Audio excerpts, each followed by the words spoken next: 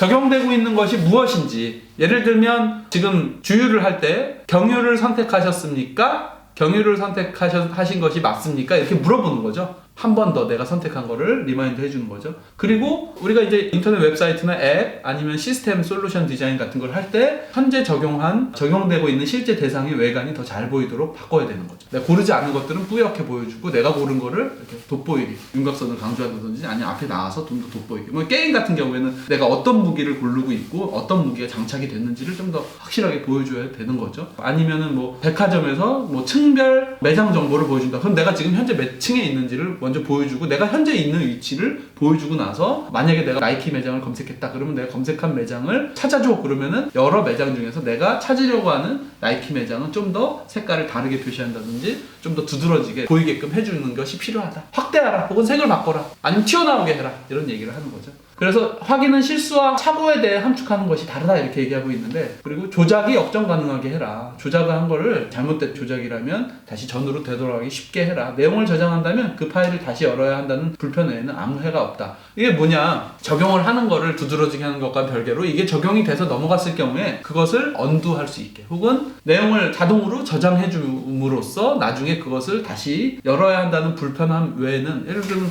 이럴 수 있죠. 컴퓨터 그래픽으로 막 3D 모델링을 막 열심히 하고 있는데 갑자기 오류가 나서 작업 중인 게 팍 꺼져. 저장을 아직 못했는데. 이런 경우가 옛날에 많이 있었어요. 아침에 와가지고 교수님한테 교수님 제가 밤새갖고 했는데요 갑자기 컴퓨터가 날아갔어요. 저장을 못했는데 컴퓨터가 오류가 나서 뻑이 나서 파일이 저장 안 된 상태로 그냥 꺼져버렸어요. 그러면 저는 어떡하니, 그래도 다시 해야 돼, 다시 내일까지 해와 이렇게 하셨었거든요. 근데 지금은 어떻게 되냐, 자동으로 저장을 다 해줍니다. 그리고 모바일 웹 기반의 뭐 이런 거 그래픽 프로그램 같은 경우에는 쉐이퍼 3D 같은 3D 프로그램은 자동으로 그냥 내가 따로 저장하지 않아도 그냥 자동으로 저장되는 것들이 많고요. 구글 닥스 같은 경우에는 자동으로 그냥 계속 저장을 해줍니다. 오프라인 프로그램 같은 경우에도 5분이나 30분, 15분 간격으로 포토샵, 일러스트레이터 다 자동 저장 기능으로 저장을 해주고, 갑자기 컴퓨터가 꺼지더라도 어떤 시점까지 저장이 돼 있기 때문에 그 저장된 파일을 다시 열어서 하면 되죠. 그래서 다시 열어야 한다는 불편에는 아무런 해가 없다. 그래서 저장하지 않기를 선택한다면 시스템은 그 내용을 비밀스럽게 저장할 수 있고, 그 파일을 다시 열 때 시스템은 최신 조건으로 복구할 것인지 묻는 방법도 있습니다. 그래서 이런 것들이 인간의 어떤 실수, 오류 이런 것들을 최대한, 만약에 저장을 하지 않는 그런 일들에 대해서도 대비를 하고 있는 것들이 있다. 이런 것들이 맞죠. 타당성 점검이라고 하는 것이 이제 오류를 대비한 디자인에 이제 있는데, 타당성 점검은 부적절한 값이 병원 처방가 X선 시스템 또는 금융거래에서 입력되었을 때 발생하는 심각한 오류에 대한 답이기도 하다. $1,000를 한국은행 계좌 원화로 송금하기를 원했다 가정하자. 근데 $1,000가 뒤에 단위가 빠져 있어서 그렇지 $1,000가 아니라 $1,000,000이며, 지능적 시스템은 사용자의 거래 내역에서 이렇게 많은 금액을 한 적이 없다면 통상적 규모를 알아차린 후 $1,000,000 송금을 하는 게 맞아요. 이렇게 입력한 게 1000이더라도 여기에서 1000은 $1,000,000 입력이 됩니다. 이게 하나로는 얼마입니다. 이거 하는 거 맞습니까? 이렇게 묻는 거죠. 오류를 방지하는 거고, 방사선과에서 이렇게 출력을 시버트, 마이크로가 아니라 500시버트, 500마이크로 시버트 같은데 혹시 잘못 입력한 게 아닙니까? 이렇게 한번 물어봐야 되는 거죠. 왜? 그 정도의 방사선 양이 쬐이면 사람은 죽을 수 있기 때문에 이거는 평상시에 혹은 용도에 맞는 그런 사용은 아닌 것 같은데 이게 맞습니까? 물어보죠. 그리고 그런 것들을 아예 금지해 놓는 경우도 많고요. 실수 최소화하기. 사람들이 항상 수행 중인 행위에 긴밀하고 의식적인 주의를 확실하게 주는 것 같지만 이것은 나쁜 아이디어이며, 숙련된 행동은 잠재의식이며 매우 자동적이다. 예를 들면 우리가 걸어 다니는 거, 그리고 운전하는 거, 이런 건 굉장히 자동적이고 숙련되고 잠재적으로 할 수 있어요. 그래서 뭐 졸면서도 운전을 하고 이런 것들이 어떻게 가능하냐, 정신이 다 거기가 있는데. 무의식적으로도 가능한 일들이 좀 있다. 의식적 마음이 단어를 장문하느라 몰두하고 있는 동안 그것을 고속으로 타이프 칠 수 있습니다. 그러니까 내 신경은 온통 내가 무슨 말을 쓸까 고민하는데, 몰두하고 있는 동안 다른 내용을 이렇게 보고서 이렇게 뭐 문헌 연과 같은 거 이렇게 옮겨 적는 거는 그냥 고속으로 타이핑을 할 수 있어요. 그런 거는 내가 손가락으로 이걸 뭘 쳐야지라는 수준을 넘어가서 이제 아주 체득이 되면 자판을 보지 않고 내용을 쓸 수 있는 것이 그런 거죠. 차량과 장애물을 피해서 걸어 다니는 거, 우리가 의식하지 않더라도 우리가 잘 피해 다닙니다. 이런 것들이 자동적인 부분이 있고, 그런 부분들을 잘 활용하면 오류를 대비한 디자인 하는데 좋죠. 그래서 실수를 최소화하는 방법은 수행 중인 행위의 본질에 대해 지각 가능한 피드백, 즉 새로운 결과 상태를 묘사하는 지각 가능 피드백을 해주는 것입니다. 오류가 원상 회복될 수 있는 기재와 결합하여 제공하면 좋다. 기계 판독 코드를 통해서 병원에서 환자에게 약물을 전달할 때 어떤 잘못된 약물을 전달하는 실수를 최소화했다고 합니다. 그래서 지금 너가 주는 약이 어떤 약이고, 왜냐면 약만 봐갖고는 뭔지 모르잖아요. 우리가 약국에서 우리가 약을 샀을 때 약봉투에 약의 모양을 사진으로 보여주고 그 약이 어떠한 효능을 갖고 있는지를 이렇게 써놓거든요. 그러면은 우리가 보통 약을 타서 이게 무슨 약이지? 알약이 5개인데 이 약이 이거는 뭐 항생제고 이거는 뭐 기침을 안 하게 하는 뭐 항히스타민제고 소화가 잘 되는 소화제, 당에 좋은 유산균제 뭐 이런 걸 섞어서 줬다. 그러면은 이 약이 무슨 약인지를 알면 약사님이 잘못 주거나 이런 것들이 이제 예방될 수가 있는 거죠. 그래서 그런 부분들이 굉장히 오류나 실수를 최소화할 수 있습니다. 왜냐면 우리 집에 갔는데 나 당뇨가 없는데 당뇨병 약이 들어있으면 이거 뭔가 바뀌었구나를 알고 그 약을 안 먹어서 문제가 생기지 않을 수 있죠. 실수로 인한 문제를 최소화할 수 있는 거죠. 그래서 디자인이 분리된 주의가 가능하도록 가정하는 상황은 기업 과실을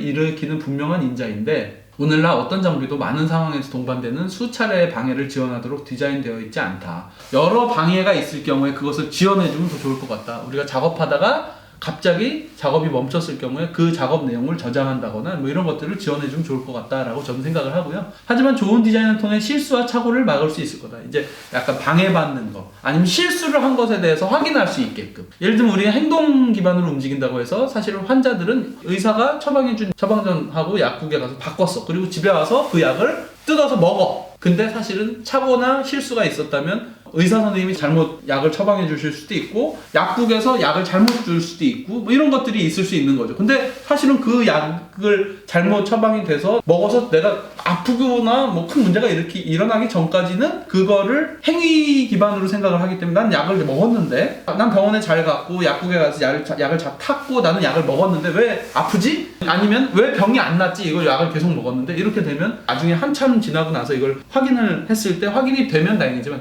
확인이 안 되면 병이 낫지 않는 거죠. 그런 거를 지원하도록 여러 가지 장치를 디자인할 수 있고, 뭐 컴퓨터 시스템이라든지 아니면 다른 시스템 안에서도 그러한 실수, 오류, 방해 이런 것들을 막을 수 있고, 방해받더라도 그 업무를 계속 연속적으로 수행할 수 있는 지원을 해주면 좋다라고, 나가 디자인은 생명을 구할 수 있다. 그럴 수 있죠. 약 같은 경우에도 사실은 잘못된 그런 것들을 방지한다면 오남용 같은 것을 최대한 줄여줄 수 있기 때문에 저는 약봉지에 그런 실제 약이 어떤 효능이 있는지 보여주는 것은 굉장히 좋은 디자인이라고 생각합니다. 대부분의 사고에서 만약 뭐뭐 했다면이라는 점에서 이런 점을 살펴볼 수 있습니다. 스위스 치즈 비유는 사고를 줄이는 몇 가지 방법을 제시합니다. 여기 스위스 치즈를 이렇게 보여주는데요. 다양한 중복성과 여러 층의 방어, 그것이 스위스 치즈라고 하는데, 사실은 이런 치즈는 여기 구멍 뚫려 있는데 한 치즈를 이렇게 잘랐을 경우에는 이 앞에 있는 치즈에서도 이 구멍 같은 곳에 뚫려 있고, 그래서 여기로 들어오면 그거 그냥 뻥 뚫려서 끝까지 나가는 거예요. 그러면 더 많은 치즈 조각, 특히 다른 곳에 있는 치즈 조각들을 더해라. 구멍의 수를 줄여라. 혹은 기존 구멍들을 더 작게 만들어라. 여러 개의 구멍이 정렬될 때, 이런 경우 여러 개의 구멍이 정렬됐어. 이런 상황이, 이런 이례적 상황이 됐을 경우에는 인간 조작원에게 이런 상황이 발생했습니다. 반드시 확인 한번 해보세요 라고 얘기하는 거죠. 그런 실수, 착오가 겹쳐서 굉장히 심각한 재해를 불러일으키는 경우에는 영화에서 이런 것들이 많이 묘사가 되죠. 이런 구멍이 더해져서 엄청난 재앙이 생기는 것들 를 보여주는데, 그런 경우에는 인간 조작원에게 경고해서 그것을 상황을 확인하게끔 하는 거죠. 제임스 리즌의 구멍 뚫린 스위스 치즈의 이상을 비유하는 거죠. 그것들이 모두 정확하게 정렬되지 않는다면, 이게 약간이라도 이렇게 어긋나 있다면 사고로 이어지진 않을 텐데, 이게 정확하게 정렬되어 있을 경우에 사고가 일어난다. 그럴 경우에는 인간 조작원에게 알려줘라. 좋은 디자인으로 충분하지 않을 때가 있어요. 어떤 때냐, 유능한 사람조차 잠이 부족하거나 피로하거나 약물의 영향을 받고 있을 때 유능성을 잃을 수 있다. 정해진 기간 안에 음주를 했다면 비행기 조종을 못하게 하는 법이 있습니다. 그래서 조종사들은 다음날 비행이 있다면 술을 마시지 않아야 되죠. 사망이나 부상 위험이 있는 대부분의 직종은 음주, 약물에 관한 비슷한 규정을 지니고 있습니다. 일상에서는 이런 제약이 없죠. 훈련되지 않았거나 능력이 없는 사람은 운전 등의 행동을 해서는 안 된다. 어떤 활동은 상당한 기술이나 전문 지식을 요구한다. 그래서 이러한 전문 지식을 요하거나 전문적인 훈련이 된 사람들이 어떤 규정 안에서 이런 거를 조종하게끔 하는 게, 다른 사람의 목숨을 왔다 갔다 하게 하는 경우에는 그런 것들을 지키도록 것으로 규정이 있죠. 주요한 컴퓨터 회사들은 회사가 얼마나 잘 대응하는지 시험하기 위해 자신의 시스템의 오류를 고의적으로 일으켜서 확인하는 경우도 있습니다. 어느 경우에든 질문들은 이런 시스템이 최소한의 혼란과 피해로 서비스를 복구할 수 있도록 이런 시스템이 어떻게 디자인하고 관리하는가이다. 중요한 접근 하나가 탄력성 공학인데요. 문제가 발생할 때 이에 대응할 수 있도록 시스템 절차, 관리 등 사람들의 훈련을 디자인하려는 목표를 갖고 있습니다. 그래서 이 안전관리 패러다임으로서 사람들이 성공해야 한다는 압박을 받으면 복잡성에 어떻게 대처하는지에 초점을 맞추고 탄력성에 대한 한척도는 실패와 피해가 발생하기 전에 예견을 생성하는, 즉 위험이 변화하는 모양을 예상하는 능력이다 라고 할 수 있겠죠. 탄력성이 있으려면 약간 여유가 있어야 돼요. 그래서 예전에 정주영 회장님이 인력을 좀 더 여유 있게 고용을 해서 이런 탄력성을 높이려고 시도하는 얘기를 들은 적이 있는데요. 그런 것들이 이제 어떻게 보면 누군가는 여유를 갖고 지금 막 눈앞에 있는 것만 쫓아다니는 게 아니라 여유를 갖고 실패와 피해가 발생하기 전에 이렇게 보는 사람이 있으면 좋다. 그리고 탄력성, 어떤 것이 데미지가 왔을 때 그것을 빨리 문제점을 파악하고 그것을 회복할 수 있는 능력이 바로 예견을 생성하는, 위험이 변화하는 모양을 예상하는 능력이 있어야 된다라고 얘기하고 있습니다. 이게 이제 탄력성에 기계가 도움을 줄 수 있고 UX 디자인이 잘 되면, 좋은 UX 디자인이 들어간다면 그런 것들의 탄력성을 높여줄 수 있겠죠. 여기서 이제 그러나 자동화의 역설을 또 도널드 노먼은 이야기하고 있습니다. 기계는 점점 똑똑해지고 더욱 많은 과제가 자동화로 변화되고 있다. 이런 일이 일어나면서 인간제어와 관련된 많은 어려움이 사라질 것으로 믿는 경향이 있습니다. 그러나 자동화는 멋지지만 그것이 실패할 때 그 결과적 영향은 흔히 예상하기 힘들고 결과적으로 위험하다. 예를 들면 자율주행 같은 경우에 미국에서 자율주행 많이 하죠. 최근에 어떤 일이 있었냐면 긴급 차량, 그 앰뷸런스가 막 출동해가지고 막 보통은 이제 모세의 기적이라고 하죠. 이렇게 긴급 차량이 삐뽀삐뽀 하면서 막 가면은 이제 앞차들이 서로 피해 주어서 빨리 갈 수 있도록 길을 터주는데 한 차량이 길을 안 터준 거예요. 그래서 계속 비켜달라고 빵빵 하는데 안 비켜주고 가만히 있어가지고 결국에는 사망자가 발생하고 굉장히 많은 지탄을 받았는데 알고 봤더니 이 차량이 자율주행 차량이었고 운전자 없는 승객만 타고 있었던 상황이었다고 하더라고요. 그런 경우에는 자율주행 차량에 타가지고 자율주행 택시가 목적지까지 날 데려다준다? 멋지지만 이런 긴급 차량이나 이런 것에 대한 대응이 프로그래밍 돼 있지 않다면 결과적으로 사람이 죽는 그런 결과가 이루어질 수 있는 거죠. 그래서 이런 것들이 자동화가 점점 유능해지고 있지만 그런 부분들이 오류가 날 수 있고, 뭐 얼마 전에 미국에서도 그런 일들이 있었죠. 테슬라 자율주행 차량을 켜놓고선 자면서 가던 탑승자가 테슬라 차량이 그 앞에 있는 하얗게 칠한 트럭을 하늘로 인식해서 들이받은 거죠. 근데 트럭 같은 경우는 이제 바퀴가 크기 때문에 이 지상고가 높아요. 그래서 빠르게 돌진해가지고 이게 위에만 잘리고 밑에는 이제 통과해서 이제 자율주행으로 한참 돌아다녔다는 아주 무시무시한 괴담이 있는데 실제로 그런 일이 일어났다고 합니다. 그래서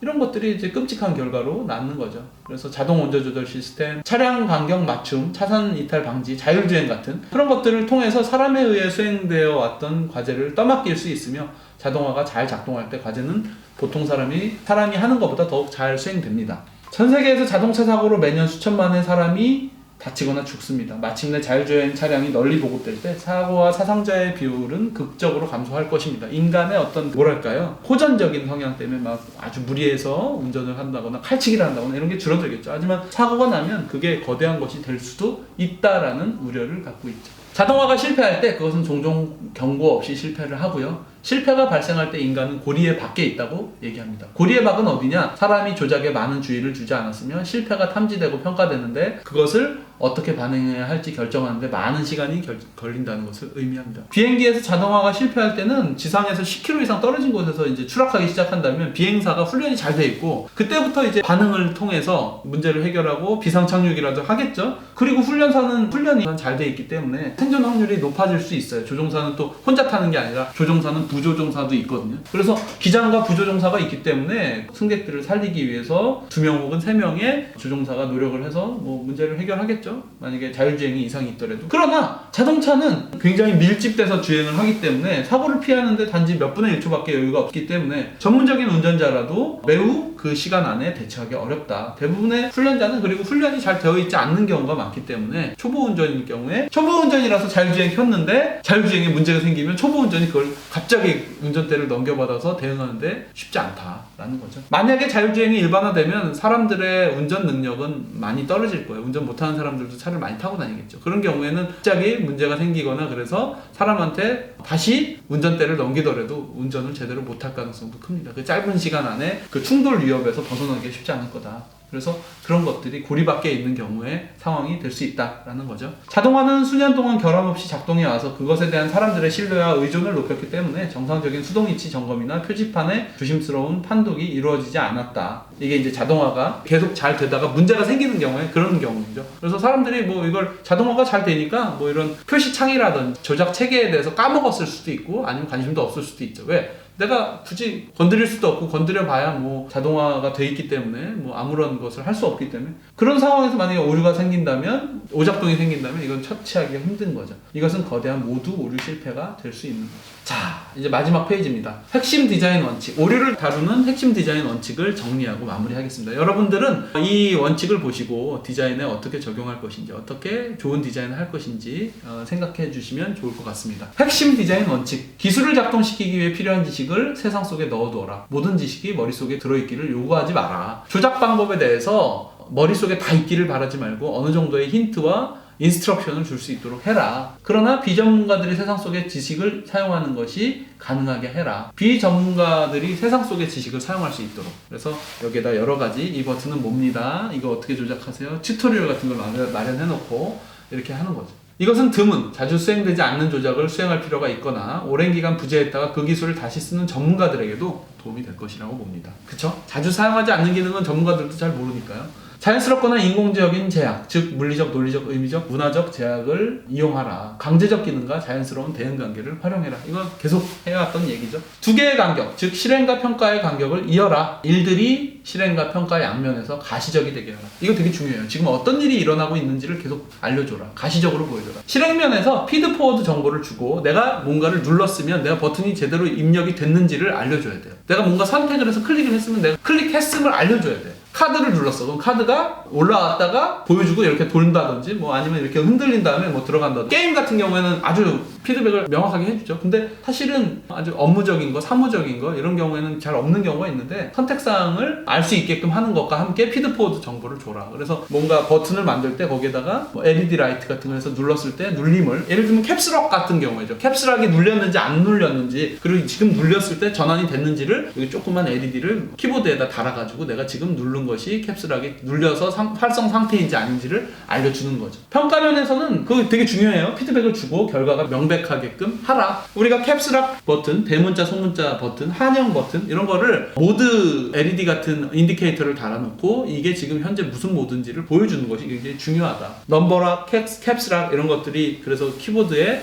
백라이트가 있어서 그 현재 모드를 알려주고 지금 눌렀을 때 피드포워드, 그러니까 피드백, 피드포워드 정보를 주는 것이 굉장히 중요하고 우리 디자이너들이 피드포워드와 피드백을 반드시 알고 있어야 된다. 그래서 피드백은 내가 뭔가를 눌렀을 때 거기에 대한 어떤 내가 무엇을 했는지에 대한 반응이고요. 피드포워드는 내가 뭐를 할 경우에는 앞으로 어떤 일이 벌어진다는 것을 또 알려주면서 사용자에게 그 선택이 어떤 일이 이루어질지에 대한 내용을 알려주는 거죠. 백화점 같은 데 가면은 또 이게 굉장히 방대한 공간을 탐색하고 탐험해야 되잖아요. 그래서 그런 것들을 보여줘서 정확하게 어디에서 내가 쇼핑을 할 수 있는지 어떤 매장이 있는지 알려주고 사람의 목적, 계획 및 기대와 일치하는 형식으로 이렇게 보여주고 있죠. 그래서 오류를 포용함으로써 그 원인을 이해하려 함으로써 그것들이 다시 일어나지 않도록 분명히 함으로써 오류를 다루어야 한다. 우리는 도와줄 필요가 있다 얘기하는 거죠. 저는 그 잘된 사례 아까 말씀드렸듯이 우리가 오타로 검색을 하더라도 사용자가 원래 하려고 했던 것을 예측해서 그걸로 검색어를 넣어주는 그런 것들 저는 굉장히 포용적 디자인, UX가 좀 더 도와주고 있다 이렇게 생각을 하고 있는데 그런 것들에 대한 사례는 굉장히 많을 것 같습니다. 그래서 우리 디자이너들이 사용자들의 오류를 다루는 디자인의 원칙을 보면 사용자가 오류를 일으키는 것이 잘못한 게 아니라 시스템이 그것을 방지해주거나 혹은 오류가 일어나더라도 그것을 되돌릴 수 있고 그리고 오류가 일어나더라도 원래 사용자의 의도를 만약에 알 수 있다면 오타 같은 경우에 컴퓨터를 킴퓨터라고 쓰더라도 컴퓨터로 우리가 개떡같이 말해도 찰떡같이 알아듣는다 이렇게 얘기하는 것처럼 알아서 바꿔서 그냥 검색어를 결과를 내주는 그러한 찰떡같은 UX 디자인이 필요하지 않을까 이렇게 생각을 하고요. 그리고 피드포워드 내가 어떤 것을 선택했을 때 어떻게 진행이 될 것인지를 미리 알려주는 것이 굉장히 중요하다. 우리가 디자인에서 이런 오류를 다루는 디자인의 원칙은 좋은 디자인을 하는 디자인의 원칙과도 굉장히 많은 부분이 일치한다. 이렇게 얘기할 수 있겠습니다. 사람은 완벽하지 않잖아요. 완벽하지 않은 사람이 사용하는 시스템은 사람의 불완전성을 보완해 줄 수 있어야 된다라고 얘기하고, 오늘 배운 이런 내용들이 사실 그런 불완전성을 보완해 주는 여러 가지 그런 지침이 될 수 있을 것 같습니다. 네, 또 오늘 강의 내용은 여기까지 하도록 하겠습니다. 긴 시간 들어주셔서 감사합니다.